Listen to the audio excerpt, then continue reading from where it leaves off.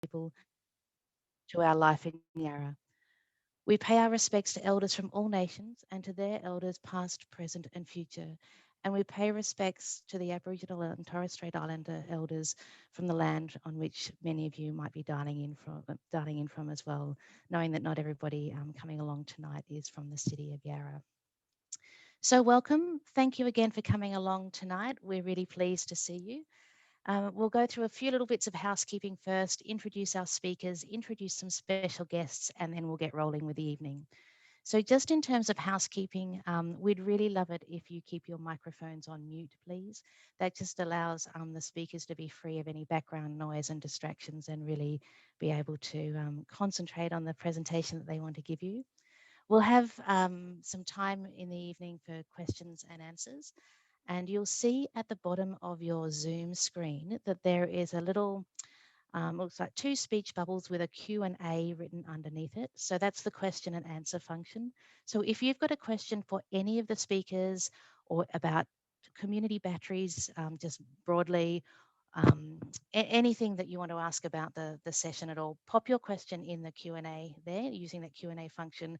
And when we get around to that part of the evening, we'll ask the question for you.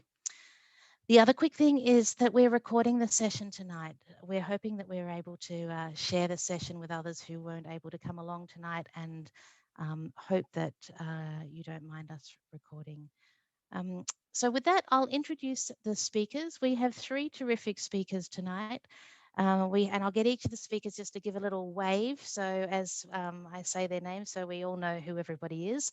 So the first is Tim Shu. Tim is the Communications and Marketing Manager from the Yarra Energy Foundation. And Tim is the person leading a lot of the community engagement in relation to the community battery trial in Yarra. Chris Wallen. Chris is the project manager for community batteries at the Yarra Energy Foundation. So he's the technology whiz, I think, we think of the technology whiz in the project. And Kieran Price is the senior project officer with the energy program section of the Department of Environment, Land, Water and Planning. So welcome, Tim, Chris and Kieran, and we're really rapt that you're going to present tonight. We've got some special guests as well, and we don't want to forget to mention them, and they will be available to answer questions that you ask through the evening. We have, I think, two or three special guests from CitiPower. Greg Hannon, just give us a wave, Greg. Terrific. Greg is the head of network strategy and non-network solutions at CitiPower. We've got Jenny Suan. Jenny is the stakeholder and engagement manager, also at CitiPower, obviously. And I think we've got Joe Cooney on the line as well. Joe is the senior communications and engagement consultant. And then we've got three guests as well from the Australian National University's Battery Storage and Grid Integration Program. Andrew Fraser, who's the program lead. Marnie Shaw, the research lead. And I think, but I'm not 100% sure whether we have Hedda Ranson Cooper on the line as well, and Hedda's the social science lead. So the reason we've got special guests from CitiPower and the Australian National University is they are really incredibly important partners in the community battery project, in the trial project in the City of Yarra, working hand in hand with the Yarra Energy Foundation and Yarra Council to develop this project in our municipality. So I think that is it from me, and I will pass over to Tim now, who's going to kick off with our presentations this evening. Thanks very much, Tim, and over to you. Thank you, Sam. Give me 1 second and I'll get my screen all set up. But yeah, welcome everyone. It's fantastic to see so many people here on this Wednesday evening. My name is Tim. I'm the Communications and Marketing Manager at the Yarra Energy Foundation. So for those of you who aren't familiar with us, we're a not-for-profit based in the City of Yarra. And our core funding actually comes from Yarra City Council as well. Our vision is for net zero emissions from energy sources within the Yarra LGA by 2030. So I'm going to give you just a very quick and brief introduction to community batteries, and I'll summarize some of the key challenges that the electricity system is facing and explain at a fairly high level how community batteries could potentially help solve some of these challenges. But before I do want to acknowledge the partners involved in this trial, and especially those who are here tonight, and emphasize very much that this is a collaborative effort between council, with the folks at the Battery Storage and Grid Integration Program at the Australian National University, with CitiPower, and also that this trial is being funded by the Department of Environment, Land and Water and Planning through their Neighbourhood Battery Initiative. So a lot of acronyms there, but yeah, thank you very much to all of the partners involved as well. We're really, really looking forward to this trial. First of all, what is a community battery? So this is our definition. You can think of it kind of like a giant power bank. So it helps by storing excess renewable electricity, which people can then use during times of peak demand.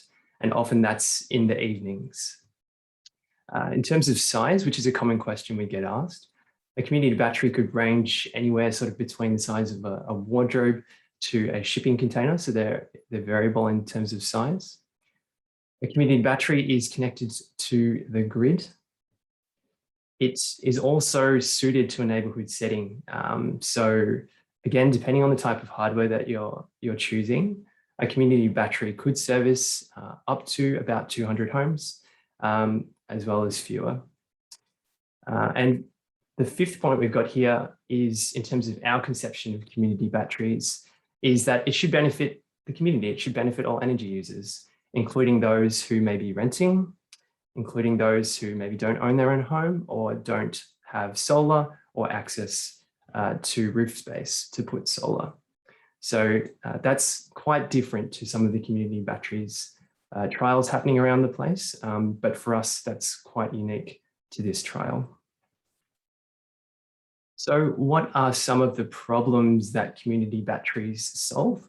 So these are the top 5 from our perspective. So first of all, solar waste. There's actually quite a lot of renewable energy at the moment, which is being generated often from solar PV, but it's not captured, it's not used, and it's not stored. So a battery would help us soak up that extra renewable energy, which is currently being wasted. The second issue here is energy inequity. So we know that not everybody has the same ability to install solar or access renewable energy, and a battery would help us to redistribute renewable energy and hopefully improve accessibility for everyone, including tenants and including those who may not have rooftop solar. A third challenge that community batteries help us address is called export limiting. So a community battery would help us enable more solar to be added to the grid and hopefully enable more energy, solar energy and renewable energy, to then be exported to the grid as well. So that would do things like improve payback times on solar installations and increase the supply of renewable energy in that part of the grid, which feeds into point 4, which is about affordability. So we do anticipate that community batteries would help reduce the cost of electricity. And there are a number of different factors, but in simple terms here, with more local supply of renewable energy facilitated by the battery and demand for electricity staying the same, prices would go down. That's sort of a very high level explanation of it. And Chris might have some more comments on that when he talks about the trial in Yarra. And the fifth reason, or the fifth thing that batteries solve, is that individual household batteries are still quite expensive. So the cost sharing and the economies of scale that you can leverage at a neighborhood kind of scale allows us to streamline costs. So things such as managing and maintaining and operating the battery. And it doesn't take up space on your property either. So that's another sort of aspect of a community battery. One way that we like to describe community batteries is also as solar sponges. And another one of the really common questions that we get is, well, what is it going to look like, or what does a community battery look like? So I just want to share one example. This one's from Beacon Hill in New South Wales, which was installed earlier this year. And you can see here it's taller than a person. It's perhaps the size of a bit of a large four-wheel drive, a bit less aerodynamic than a four-wheel drive. This particular battery actually only services solar customers or those about to install solar. So I just wanted to highlight that. That's an example of what one could look like, but in terms of function, it might be quite different to the one that we're looking at trialing in the City of Yarra. So community batteries really are popping up all around Australia, and they're generating a lot of interest and a lot of excitement, but they're not all the same. So there are a lot of things that we still need to learn before we can transition from what seems to be sort of a pilot phase to rolling out community batteries and scaling them when they're ready to stand on their own sort of 2 feet. And Chris will be explaining a little bit more about what we hope to achieve with the Yarra trial specifically, and some of the main challenges as well that we need to overcome to reach what we hope will be a sustainable and equitable and a cost-effective solution that will help the Yarra community achieve net zero carbon as soon as possible. So you can actually get involved in this project, and we'd love it if you did. Your input will really, really help shape this trial and potentially future battery installations as well. We hope that with your input, we'll be able to have a more sustainable and a more equitable outcome of how this model is designed. We are very much on the frontier of mid-scale neighbourhood energy storage at the moment, and it's very exciting. And we hope that we can demonstrate through the trial that there is interest and broad community support as well for this type of initiative. And from Yes' perspective, I suppose we're helping to try and provide that technical support and management and drive to get these batteries installed and operational so that we, again, can start to accelerate this transition to a renewable energy future. And yeah, you can help us out by completing a short survey. It's about 3 minutes. And thank you so much to those who have completed the survey already. We've had over 160 responses and some absolutely fantastic questions and comments, which I've already used to feed into some of our FAQs that we just uploaded to the website this afternoon. So thank you so much. I'm really excited now to hand over to Kieran Price from Delft. The state government, the Victorian government, has had quite a bit of interest in neighbourhood batteries as well. And Kieran hopefully will be able to give us a little insight into the newly launched Neighbourhood Battery Initiative. So thank you, Kieran. Thanks, Tim. Hi, everyone. Yeah, like Tim said, my name's Kieran Price. I'm a Senior Project Officer at Delft. Yeah, really happy to be here to talk to you all about the Neighbourhood Battery Initiative. So the Neighbourhood Battery Initiative was launched earlier this year by the Minister, and with $3 million of funding available. And the NBI aims to support a diverse pipeline of neighbourhood-scale battery projects. There are 2 different streams. Stream 1 provides funding for a range of scoping, feasibility and business case developments, while Stream 2 provides support for the installation of neighbourhood battery projects that are well progressed in their planning and getting close to shovel ready. The NBI has a range of objectives, but the ultimate aim is really to help us understand the role that neighbourhood batteries will play in Victoria's energy transition. We want to understand the barriers to neighbourhood batteries, the benefits that they can provide, and the program is designed to inform our thinking on the longer term policy settings that will enable neighbourhood batteries to be deployed where they can provide the most value to customers, communities and the electricity system. So the NBI funding is part of a broader $10.92 million neighbourhood battery workstream. So far, this has included the production of a consultation paper looking into the opportunities and challenges associated with neighbourhood scale batteries and the role they can play in our energy transition. This paper was released on Engage Victoria earlier this year with 2 different avenues for feedback, a community survey and formal submissions. And there was a really significant level of feedback from the public, including over 300 responses to the community survey. So we're currently working on a summary report, which will be released later this year, sort of outlining what was learned from that. And we really have a very, very strong focus on information and knowledge sharing across neighbourhood batteries and specifically the projects that we're supporting. So we're currently considering how we can best facilitate knowledge sharing between all of our successful projects, as well as with the broader electricity section and community members. And we expect that future funding of neighbourhood batteries will be informed by the lessons that we learned from these initial projects and from our ongoing public consultations. So we ended up receiving 33 applications for the MBI, and we were really impressed with the quality of those applications. The locations of these proposed projects are shown on this map here, with the smaller dots representing secondary locations for Stream 1 projects. About 48 hours before the application deadline, we hadn't received a single application, and I was getting pretty nervous. But yeah, we ended up having a bit of a flood of really high quality applications in those last 2 days.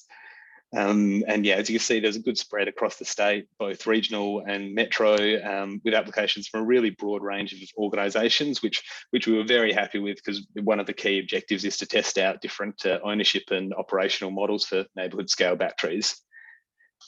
So just a couple of weeks ago, the Minister announced the 16 successful projects. Due to the really impressive number of projects, we ended up with a total of $3.68 million being awarded across 13 successful Stream 1 projects and 3 successful Stream 2 projects. We'll go through them now, but there's also a list on our website there. So for a quick tour of the projects that have received grant funding through the initial round of the MBI.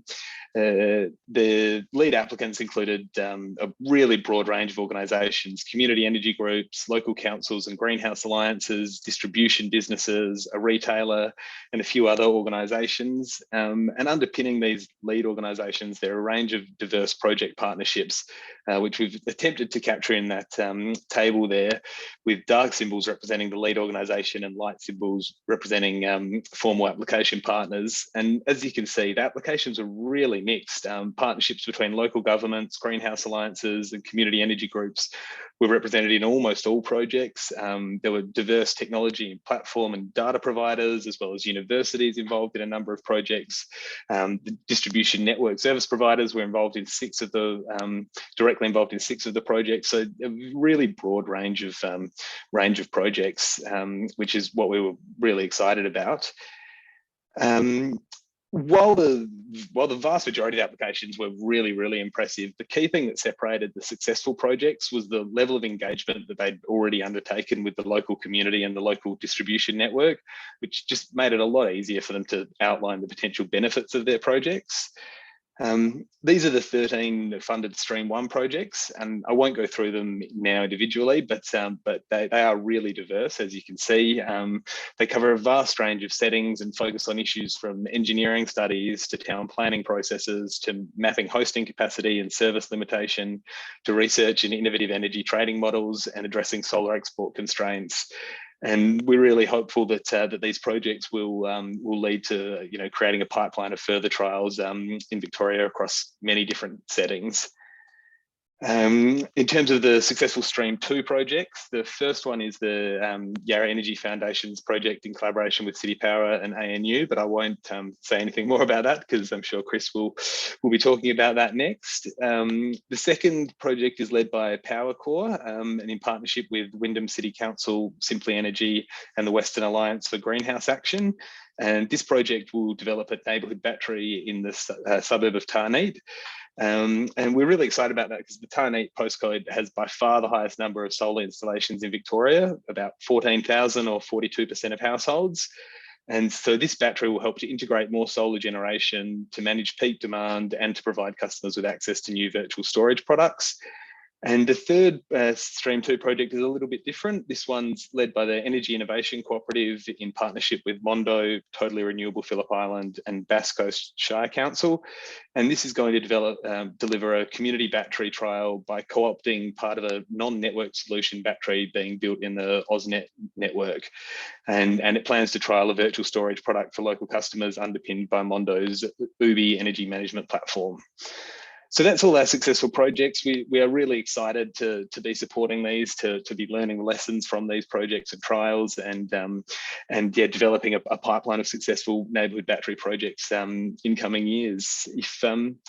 if you do have any questions about any of these that aren't addressed, later on in this presentation, please feel free to get in contact with our team at DELP. The best contact is our team email address, which is just neighbourhood.batteries@delp.vic.gov.au. So that brings me to the end of my presentation. I think I'll be handing over to Chris now.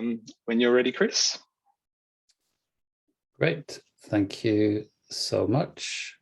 See if I can share my screen here. Let me know when you see that. Yep, seeing that now. Okay, thank you so much, Kieran. Thank you, Tim and Sam, and thank you to the Wurundjeri people on whose land I am talking right now.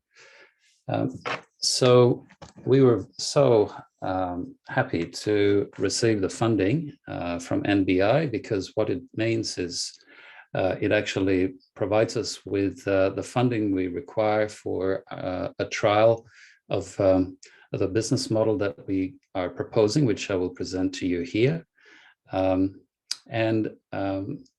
The project is actually well underway. So I'll be able to share with you some of the latest things happening within the project. The project is called officially Yarra Energy Storage Systems, but often referred to as the Melbourne Solar Sponge, as Tim explained.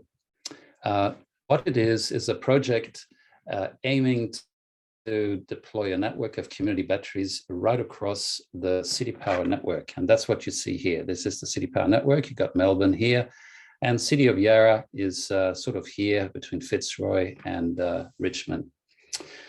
The ownership of this battery is quite different. It is actually a hybrid ownership, and I will explain that a little bit more in a moment. The battery business targets three types of income streams. One is storing and supplying energy to a local community. The second one is we are actually helping CitiPower support the network by absorbing a lot of the energy produced by solar panels during the day, and then providing it as a supply of energy in the evening, particularly during the peak. But also, these batteries will be able to trade on the electricity market. And I'll tell you a little bit more about that in a moment. But first of all, let's see, what does it mean for community members to participate in the community battery project? The main reason you would want to have a community battery in your neighborhood is that it enables more solar to be installed and more solar energy to be exported. That is the one reason you want to have a community battery, as we are proposing in your neighborhood. The way we approach it is we make it available to everyone. And I can see some of the questions that came up. Yes, whether you own a house with solar on it, or you own a house without solar, or you don't own your house and there's no solar, or whether you live in an apartment, whether you're in a small business, we're able to provide the energy to the entire network, and you can sign up no matter what type of property you live in. We source energy locally, and that's essentially the energy that comes from the rooftops during the day. So like the sponge, it's soaking up all that energy that otherwise may be curtailed, meaning that it's too much for the network to support. Or in the evening that there's too much demand, well, the solar sponge can then be squeezed, if you like, to release that energy and then make it available as the demand gets higher. And you'll be able to see the state of the battery in your neighborhood on an app on your phone. Even on cloudy days when there isn't any or much at all solar energy coming into the battery, we still charge up the battery. Now, why do we do that? Well, it's a good idea because during the day, there's much higher renewable content in the energy produced on the grid than at night. So when the battery releases that energy at night, then we know that it has a much higher content that otherwise there would be. And I'm talking about hardly any, like 1% renewable in the evening. The way we are proposing it is there's no cost to actually be involved as a participant here. You even get a discount to sign up to the battery. How it works is this way. During the day, the battery is charging from the local network, even on cloudy days, as I described. In the evening, the battery discharges to the whole subnetwork, meaning to all people's properties that are connected to the same cable that runs in the street as the community battery. However, at the end of the month, those that have participating, they will receive by default, our default billing mechanism is we prorate a discount for their evening consumption that then would show up on their electricity bill. And thanks to this battery, then CitiPower can approve more solar installations with export without having to upgrade the network. And not having to upgrade the network reduces cost for all consumers across the CitiPower network.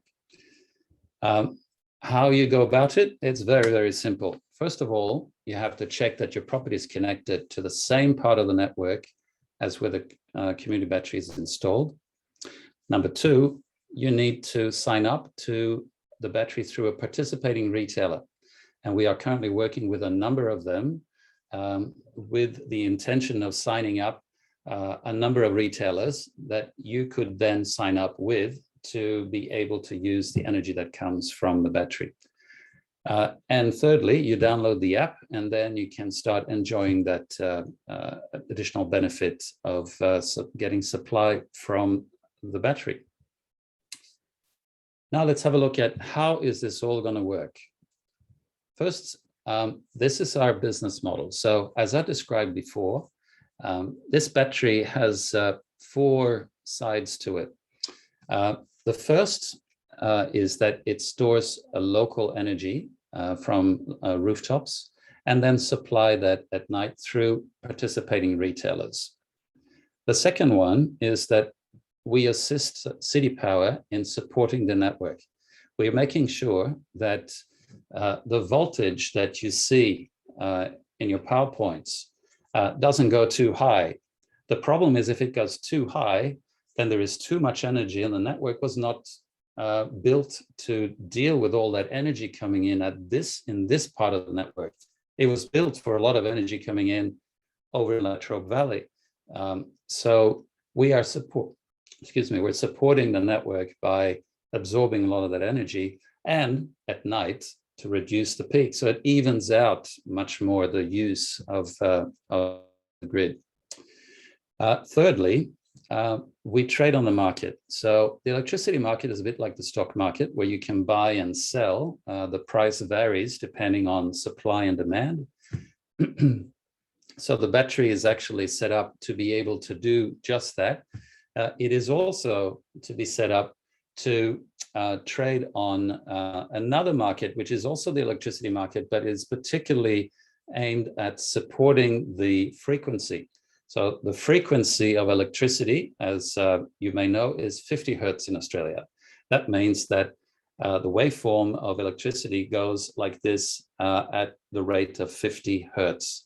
But sometimes it sags, or sometimes it rises depending on what's happening on the grid, and batteries are actually very well suited to help bring back the frequency to where it should be so that everyone who's consuming is able to use high quality electricity.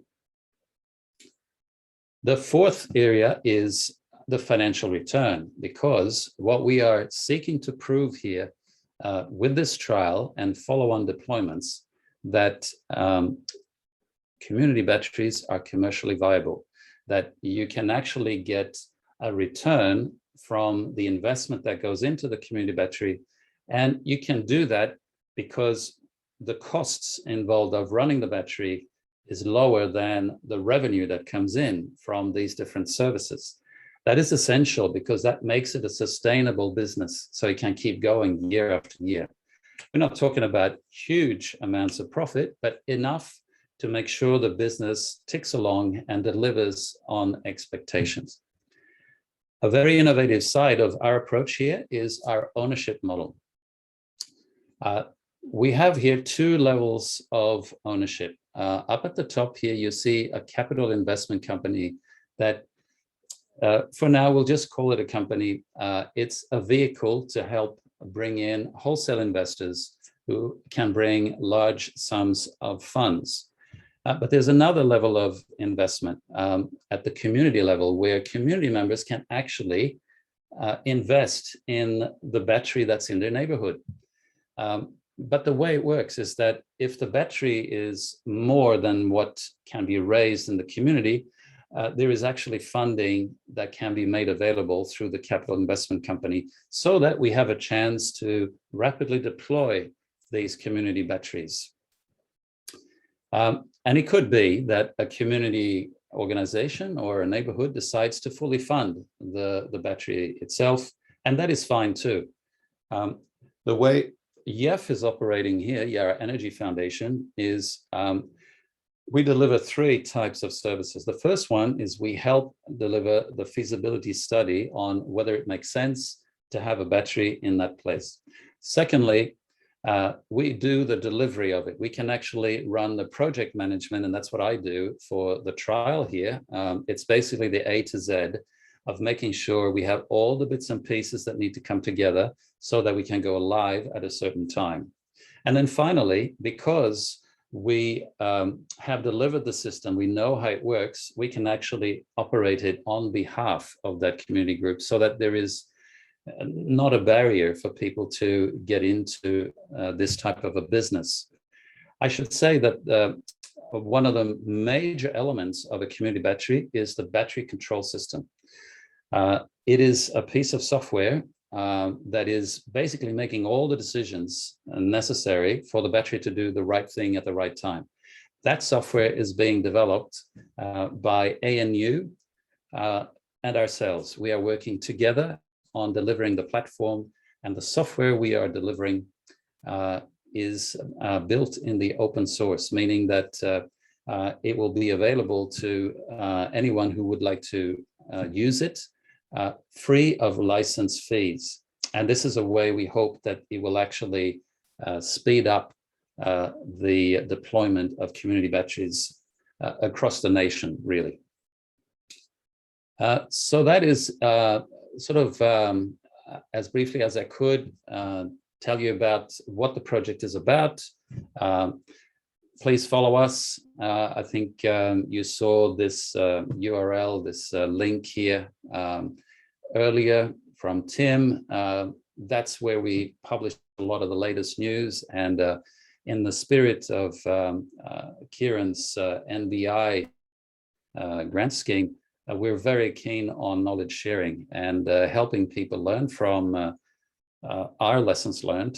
So we will be continually posting what is happening in the project, the decisions we're making, our engagement with the community. And I'd like to say, not all decisions have been made. In fact, we have left a number of decisions open to discuss with the community because it's very important to us, as this is really a way to democratize energy, that the community is really part of the journey. So with that, I will end there. Thank you so much.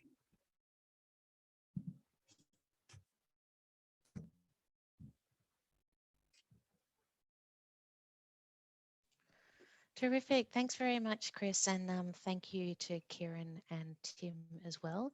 I think we've got about 20 minutes or so. Is that right, Tim, for questions and answers? Yep. We've also got a little bit of time after 8 o'clock if there happen to be a lot of questions. And yeah, happy to go a little bit after 8 if there are lots of questions. Yeah. Terrific. Well, we do have quite a few questions, so we'll get started. Just a question for you, Sam. Could you move your microphone closer to your mouth because it's you're a little faint? Is that better? Much better. Thank you. Okay, sorry. Okay, the first question comes from Judy, and she's wondering about renters in owners corporation properties or properties with an owners corporation and properties with embedded networks. Would it be possible for people in this situation to participate in the trial? I guess I'll take that question, unless anyone is jumping up and down. So the way this community battery system is implemented for the trial is that there will be a particular neighborhood, and we have on the top of our shortlist an area in North Fitzroy. So that will be for the trial. However, the question I think is asked is beyond, could we actually have a community battery in an embedded network? So that actually is dependent on the embedded network operator. So in each embedded network, there is someone who operates the energy supply. The issue is generally that there is a parent meter, and beyond that parent meter, so that's the meter that records the energy that goes in and out of the whole meters for each individual unit or apartment. Once you're behind that parent meter, it's a different story because you're no longer in the CitiPower jurisdiction as such. You're within the jurisdiction of the embedded network operator. Is it possible to put a battery there? Absolutely, but then it's a different ball game. We have to engage with different people and come to an agreement whether that makes sense or not. However, if there is a community battery in the street, then it is possible for the embedded network operator to source some of the energy on behalf of all the apartments in that complex from the battery. So I guess the answer is it depends. That's often the answer, isn't it? That's a good life answer. Chris, I think the next question is going to be for you as well. And it comes from Michael. And he's wondering if these community batteries are only intended for houses, or when we talk about people's homes, does that include apartments as well? Could apartments be included in the 200 homes in the trial? That's correct, yeah. So we're basically open to everyone. You live in an apartment, in a unit, you own your house, you don't own your house, you have solar, you don't have solar, you can definitely participate. So, yeah. And I should make a point about this, that if you take an interest in community battery trials around Australia, and there is a few, often you will find what I call virtual storage, and that's community batteries that basically store the energy that come from certain solar homes. So if there's 200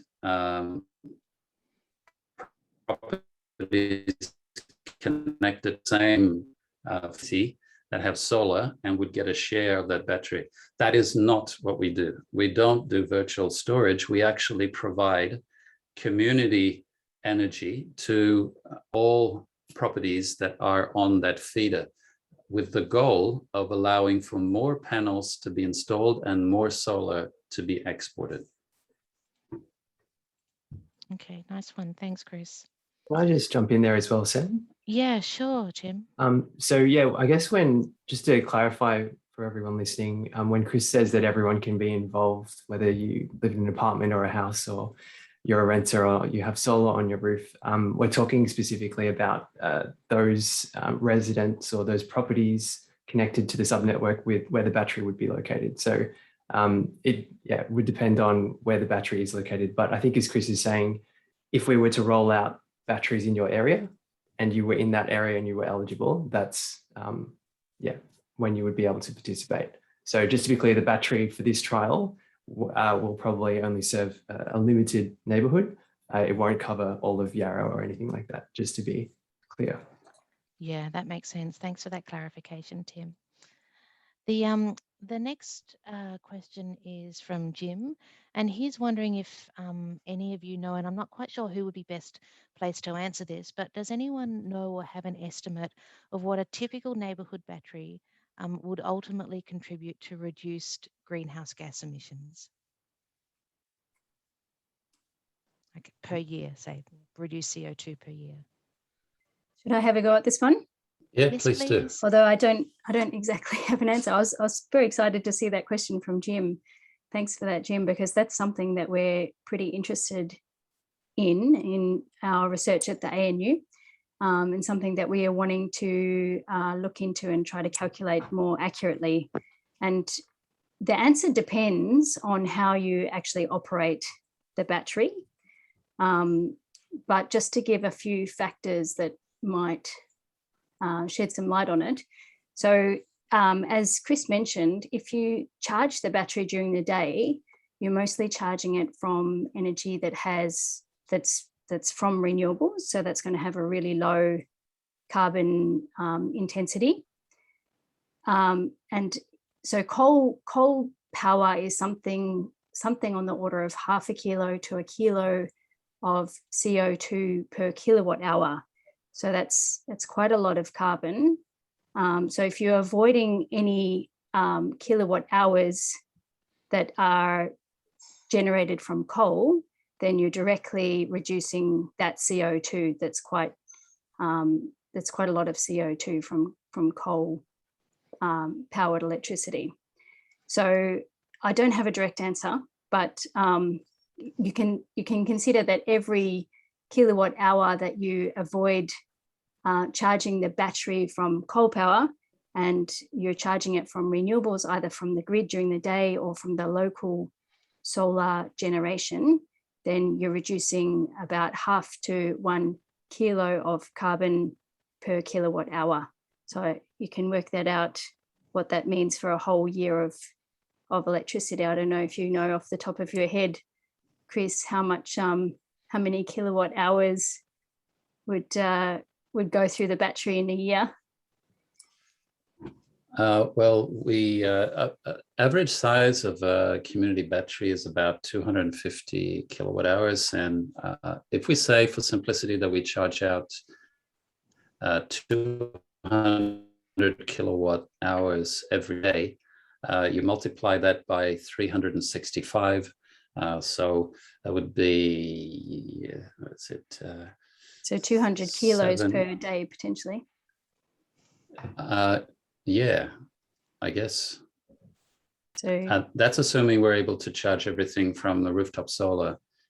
yeah, there are cloudy days where we don't have 100% renewable, so we may only have 25 or 30%. Over the years, it'll probably keep increasing.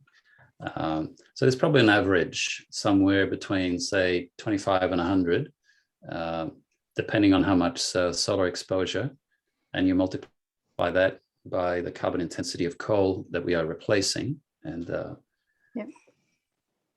And just to complicate it further, you may also have solar households that would otherwise have had their exports constrained, who are now generating more solar, which may not be going into the neighbourhood battery, but will also elsewhere be displacing fossil fuel generation. So it's a pretty complicated one. It is complicated. And also, if you take into consideration the carbon that's created when you're building the battery and doing the mining for the materials that go into building the battery. So if you consider the whole life cycle of the battery, then it's adds into the equation.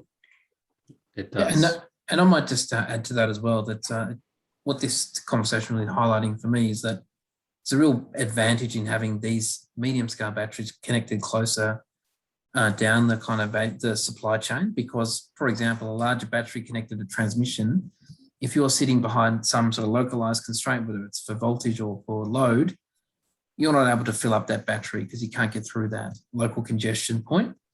And so putting the battery closer to customers and on the low voltage network does give extra flexibility. So it does unlock that, as Chris was saying earlier, that scenario where customers have energy that can't be basically utilised when it's needed and available to be produced. So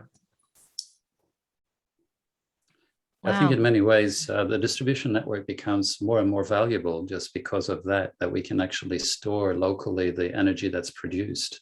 The more we can do that, the more we source locally. So the less we have to have, big transmission lines going across the country. So it definitely plays on many different areas, lots of advantages. Yeah, thanks everyone. That is a really kind of complex answer, isn't it? But clearly there are lots of benefits. I'll just move on with some other questions if that's all right, because we do have quite a few coming in. Rowan asks, what is the scope for collaboration with other local level batteries or community energy movements Chris, would you be best placed to answer this? Or maybe Tim? I'm happy to start. As I said before, we are very keen on sharing what we are doing to help other groups. I actually volunteer with my local community energy group where I live.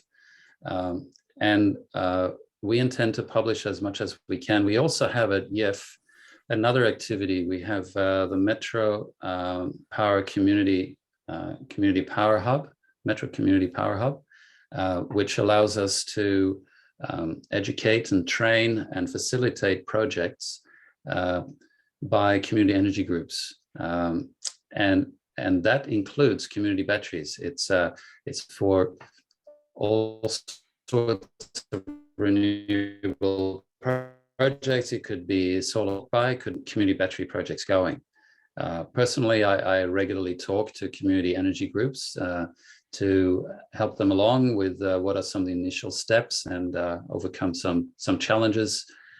So I think the more we progress in our project and the more the Community Power Hub develops, there'll be more and more opportunity, I believe, to assist community energy groups in getting a project started, which is really what I hope will happen, is that there are as few barriers as possible.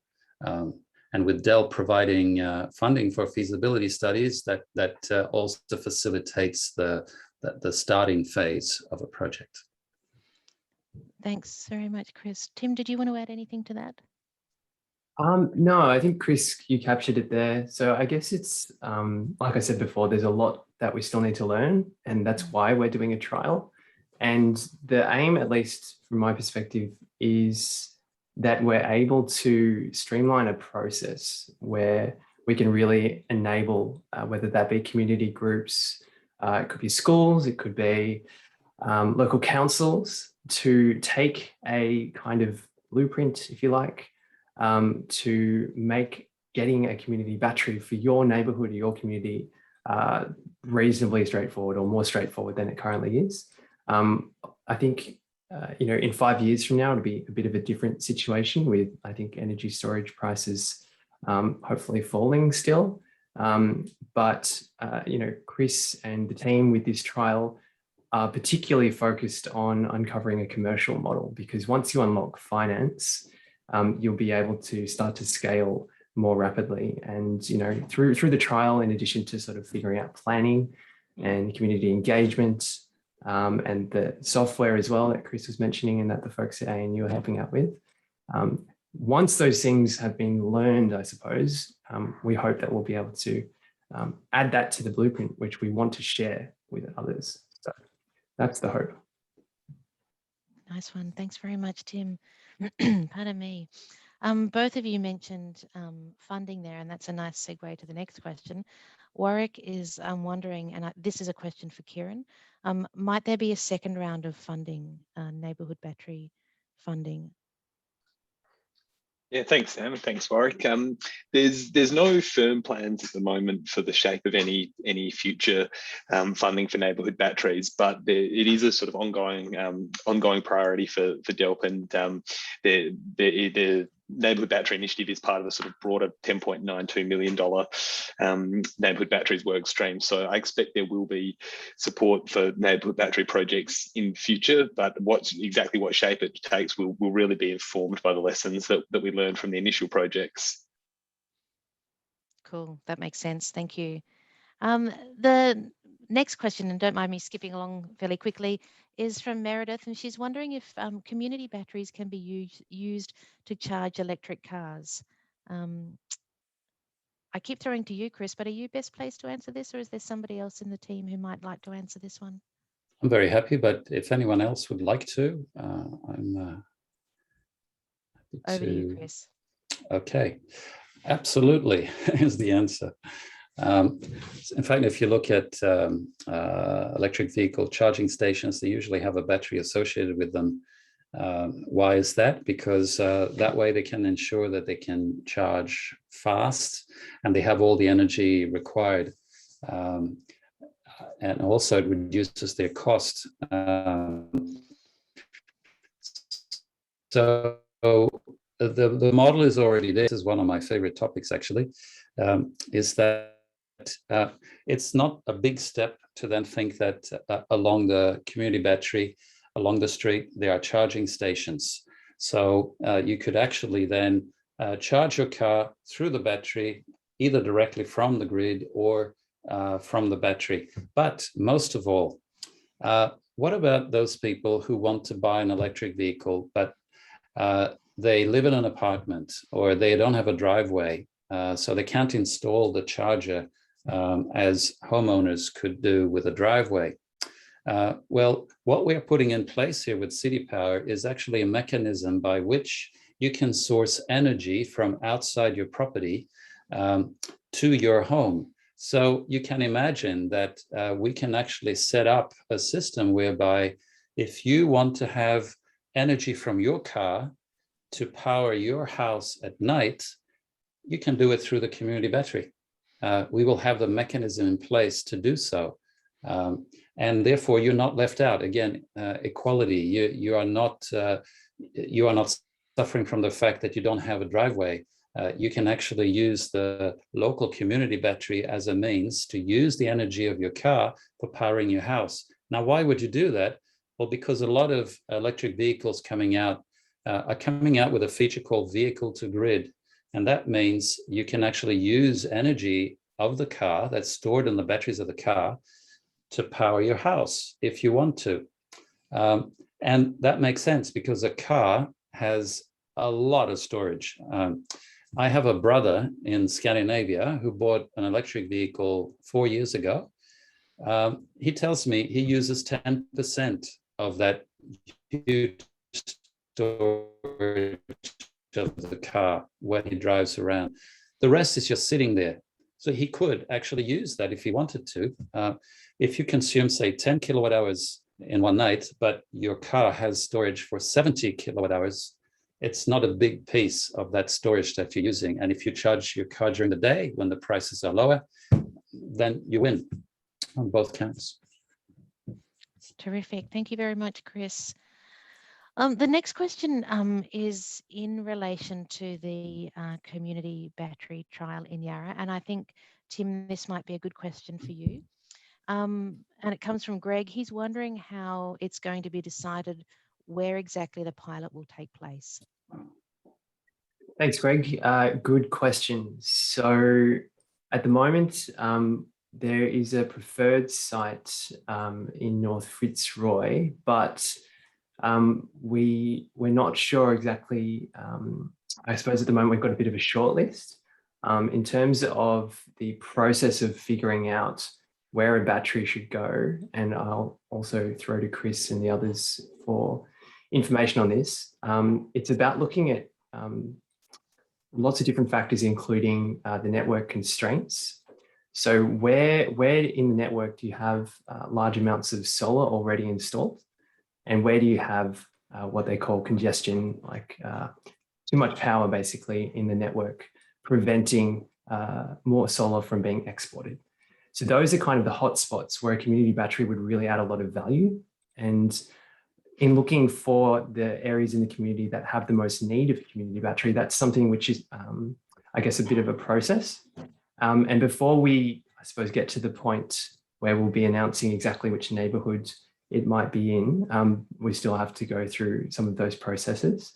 And obviously, we'd ideally like to engage with that neighbourhood specifically before we make any announcements of where the battery will actually be placed.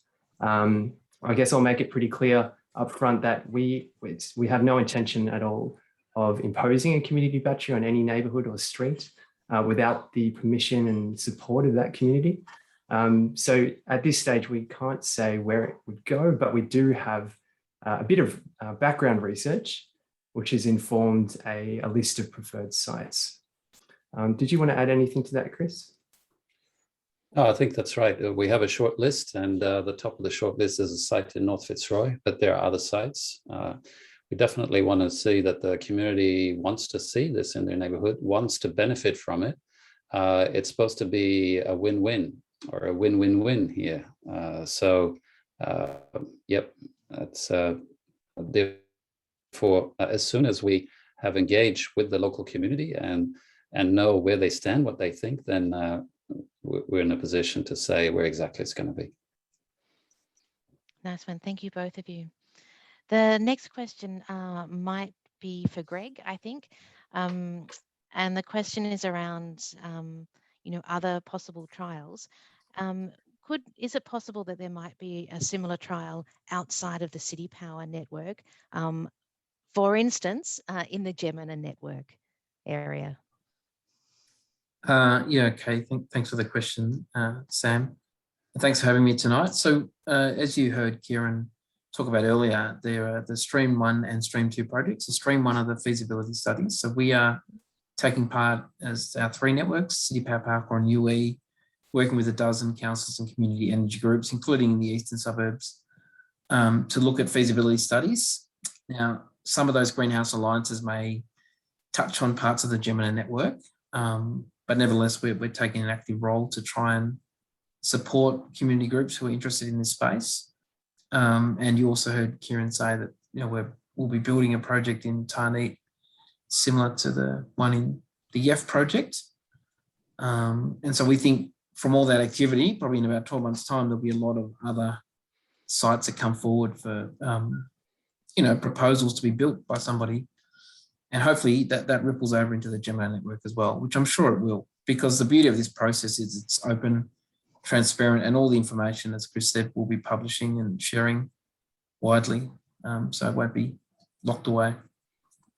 Nice one. Thanks very much, Greg. Yeah, I think that's a really good answer, Greg. Being put on the spot to talk about Gemini's network a little bit there. Sorry about that. But yeah, there are a range of projects across the different networks, and these are the initial ones. And so the YEF one is only available to people in CitiPower around this network, and the Tarneet neighbourhood battery will only be available to people in that sort of local area. But yeah, there are a really broad range of projects across the state, and including some in the Gemini network. And if anyone in the Gemini network is particularly interested, the Village Power project is one that's particularly interesting there. So just to quickly add to that as well, I think it's important here that what we're building in this particular project is transferable outside as well. So we've committed to open sourcing a lot of the software that we're developing, but as Chris has pointed out, this is about sort of cracking the nut and developing a commercial business model that's viable beyond just this sort of seed funding from yourselves as well. So I think it's important to understand how we will try and scale this, certainly beyond the program that we've got at the moment. Lovely. Thank you, everybody, for your contribution. And Greg, apologies for asking you a Gemini-related question. That's fine. And I should say, the networks are collaborating as well. So yeah, there will be good insights coming to Gemini as well. Nice one. Thank you. We've got a couple of other questions that are particular to the North Fitzroy site. So I might just ask those very quickly, and then we'll move back to some more general questions. So from Jennifer, she's wondering, how will interested residents be invited or informed about how to be involved in the trial? She's assuming that it will depend on proximity to the trial battery location, and will there only be one trial battery? So really, how do people in the North Fitzroy area, if they're keen, let you know that that's the case? Perhaps Tim?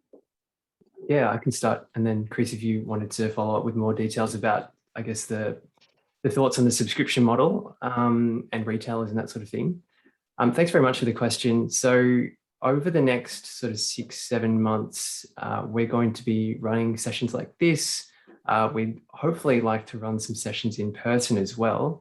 When we approach, when we're more certain of where a trial site will be, that's when we will initiate contacts with that neighbourhoods and start to ask those questions of how they would like to be engaged and how they would like to be informed.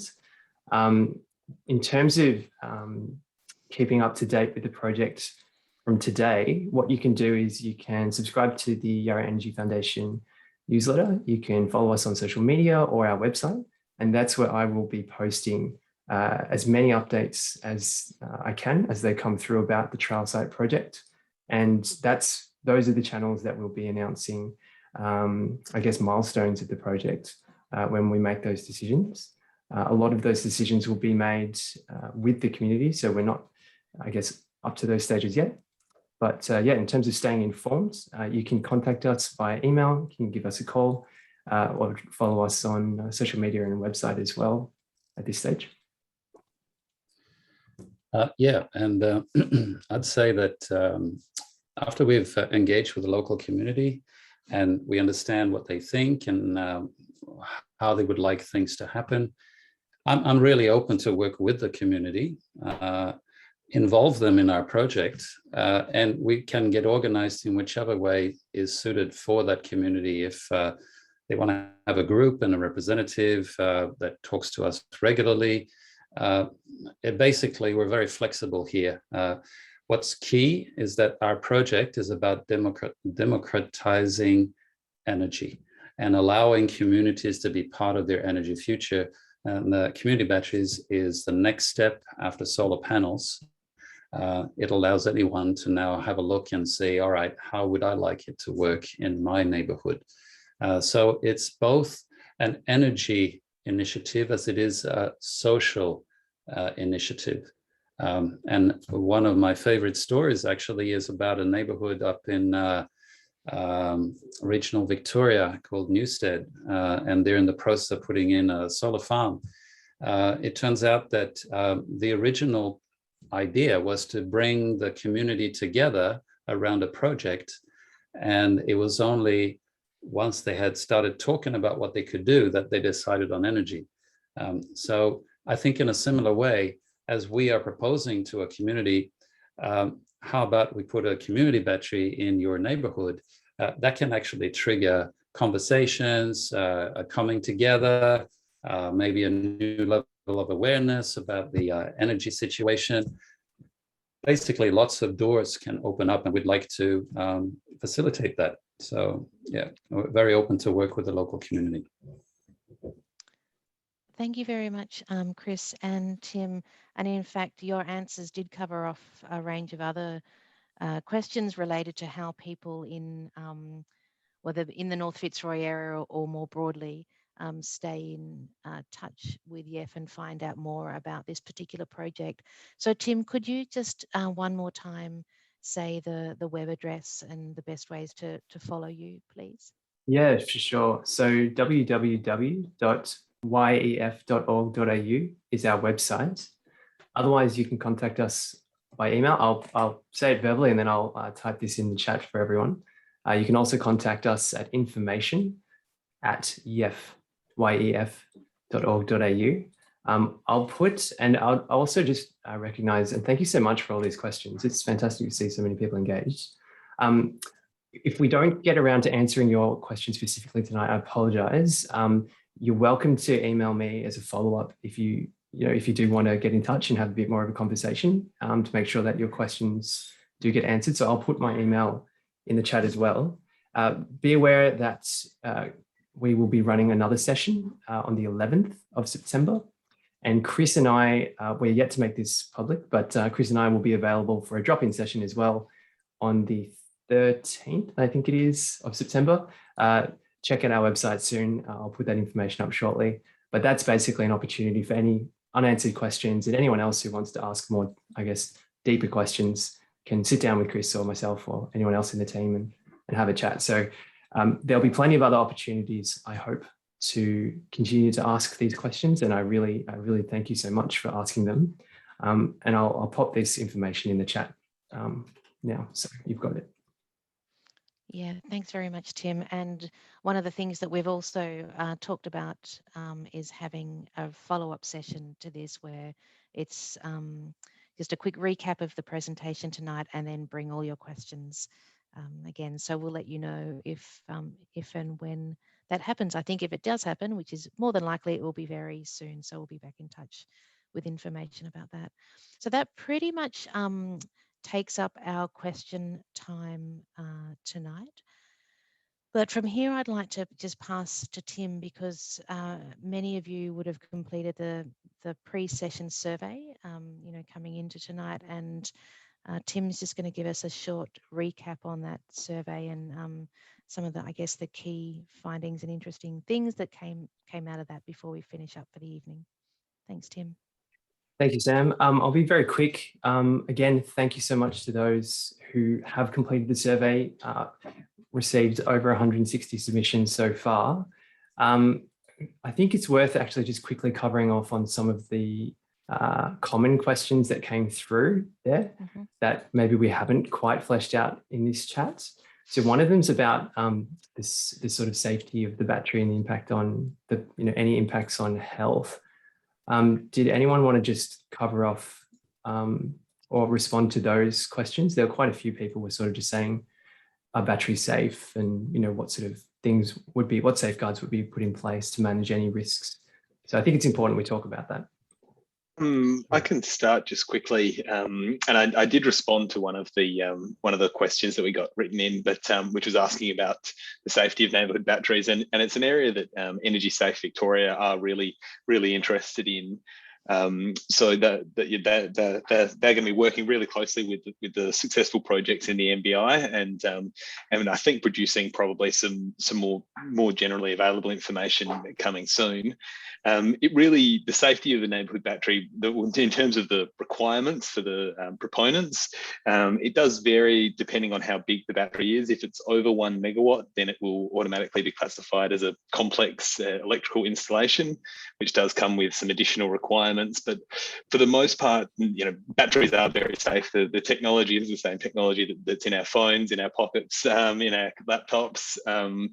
There are very rare fires with lithium batteries in general, but yeah, neighbourhood battery projects, to be successful and to be able to install, they have to tick a number of safety requirement boxes, which means that they really are very safe. For some of the questions we had around, if I live near a neighbourhood battery and that catches on fire, will it set my house on fire? And that's just not going to happen. And I think it's worth mentioning also, so from a network point of view, we've had other battery projects, and you may have seen some recent publicity where we're putting batteries on poles in our United Energy Network. And through that process, we've been, safety is at the forefront of our thinking, and we've been working really closely with agencies like Fire Rescue Victoria around, how these assets will be managed, and any, procedures that their, first responders need to be aware of. As Kieran mentioned, we're starting to talk with Energy Safe Victoria, and everything we do, it's got to be safe. So we would never put anything on a network that's not safe, and there are pretty stringent requirements on us to maintain that for customers. So it's probably the highest priority for these projects.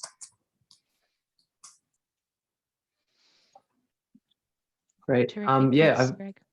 probably got nothing else to add there, Sam. But yeah, just wanted to say thank you so much to everyone who came today, including our partners and everyone who listened in today. Really appreciate it. And everyone who's listening to this recording as well. It's all helping to make this project a success. So really do appreciate that. That's terrific. Thanks very much, Tim. And again, yeah, thank you to all our speakers.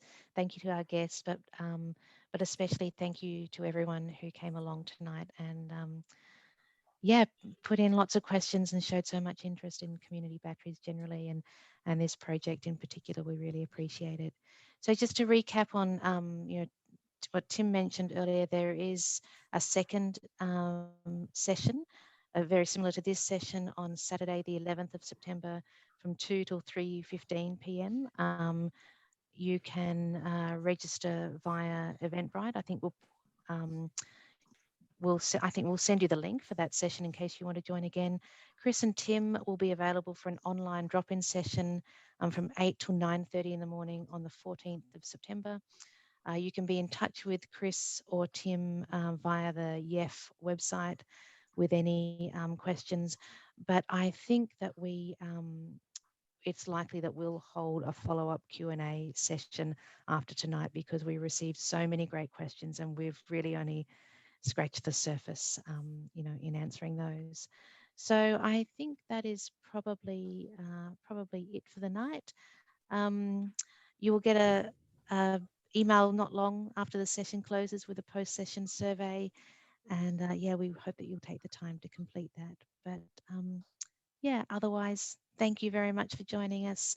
Thanks for showing an interest in the community battery project. And yeah, we look forward to crossing paths with you all again sometime very soon. Thanks so much. Good night, everyone. Thanks all. Bye. Thank you. Thank Thanks, you. everyone.